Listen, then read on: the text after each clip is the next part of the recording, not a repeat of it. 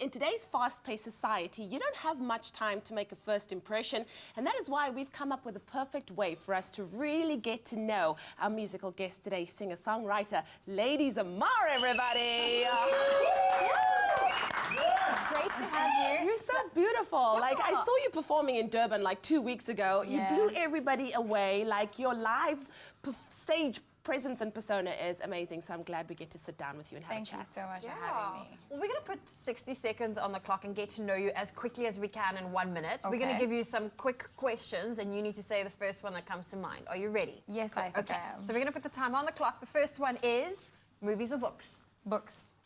Kendall Jenner or Kylie Jenner? Kendall. Salty or savory? Salty. That's the same. Sweet or salty? Sweet. Last album you bought? Oh, Lord, what was it? Jimi Hendrix. Okay. Cats or dogs? None. Favorite color? Green. Brad Pitt or Tom Cruise? Brad Pitt. Bacon or Nutella? Nutella. Who is the last person you texted? My boo. Favorite sport? Soccer. Twitter or Instagram? Insta.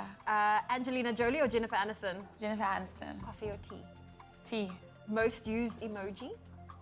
Oh, I think it's the heart eyes. Okay. And if you were not a musician, what would you have been? A lecturer. A lecturer. Okay, 70s, 80s or 90s? Little. 70s. 70s. Gold or silver? Silver. Pizza or pasta? Pasta. Spring or autumn? Spring. That's our time.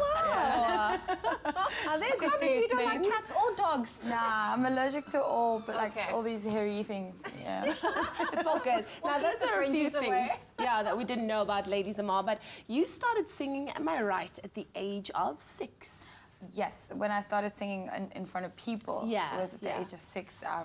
My dad put us in a primary school where we had a lot of musical programs. Yeah. So they kind of put you in front of a lot of audiences, and you just have to kind of just sing whatever the hell you were taught in school. So yeah. Do you remember the moment when you knew beyond a shadow of a doubt that you wanted to live a life on stage and perform in front of people and just be a superstar, basically?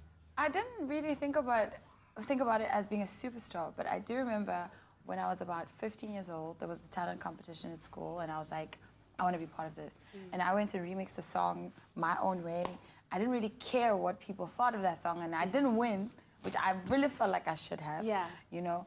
But that was when I knew that this was something I enjoyed doing, being in front of people and just doing my own thing.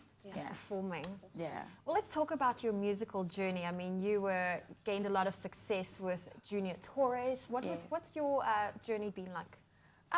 It was crazy. I mean, when I first started out, it was not intentional. Like, this public part of it was not intentional. I was in a poetry society, and we did a lot of freestyling, and it was just one of those things where somebody heard me, and they're like, oh my gosh, your voice. And I was like, you know. And we went to studio. I had no idea what house music was, what pop music was. I was just a person that loved country music and rock and roll and gospel. So I had no idea these other genres existed, especially relevant to me.